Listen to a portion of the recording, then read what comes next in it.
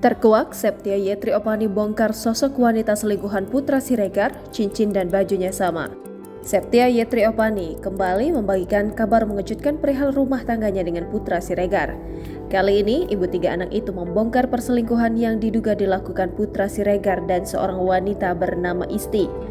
Dilansir dari story Instagram pribadi, Septia Yetri Opani menyebut jika Isti merupakan biang dari keretakan rumah tangganya dengan bos PS Store tersebut. Seolah tak kuasa lagi menahan rasa kecewanya kepada Putra Siregar lantaran sudah berkhianat, Septia Yetri Opani lantas membocorkan wajah wanita yang diduga menjadi pelakor dalam rumah tangganya.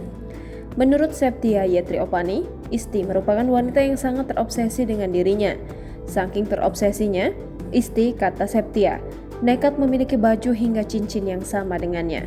Septia Yetri Opani juga melayangkan sindiran untuk asisten suaminya yang diduga menutup-nutupi perbuatan Putra Siregar. Di sisi lain, sejak identitasnya dibongkar Septia Yetri Opani, Isti mendadak menghapus foto profil dan semua unggahannya di Instagram pribadi. Ditilik akun @istiptr, sang wanita terlihat cukup aktif di media sosial. Terbukti di Instagram, ia memiliki lebih dari 1.000 pengikut. Saat ini, Instagram Isti sudah tidak memperlihatkan unggahan apapun dan akunnya sudah diprivat. Dikutip dari Tribun Kaltara, sebelumnya Putra Siregar dan Septia Yetri Opani sepakat untuk rujuk. Hal tersebut diungkap Putra Siregar usai menjalani sidang mediasi cerai dengan sang istri Selasa 24 Januari 2023. Meski akhirnya rujuk, Putra Siregar mengaku mendapat beberapa syarat dari Septia Yetri Opani. Selain soal perubahan sikapnya, Septia Yetri Opani juga mengajukan syarat soal aset. Septia Yetri Opani juga mengajukan persyaratan kepada Putra Siregar soal KDRT. Terkait sejumlah syarat yang diberikan Septia Yetri Opani, Putra Siregar mengaku belum menandatangani perjanjian tersebut.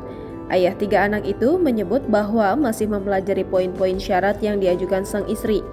Putra Siregar mengaku tak mau perjanjian tersebut justru memberatkan dirinya di kemudian hari. Ia pun diberi waktu hingga 7 Februari 2023 untuk memutuskan.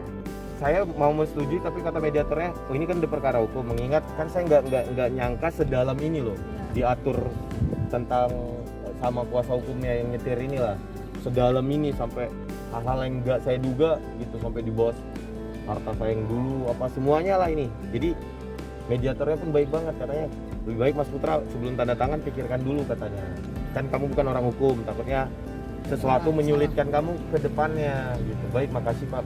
Kapan sidang lagi? 7 Februari. Ya udah, kamu punya lawyer nggak? Punya sih sebenarnya, banyak lagi saya bilang. Cuman karena ini masalah keluarga kan aib ya, kalau bisa diselesain sendiri kenapa?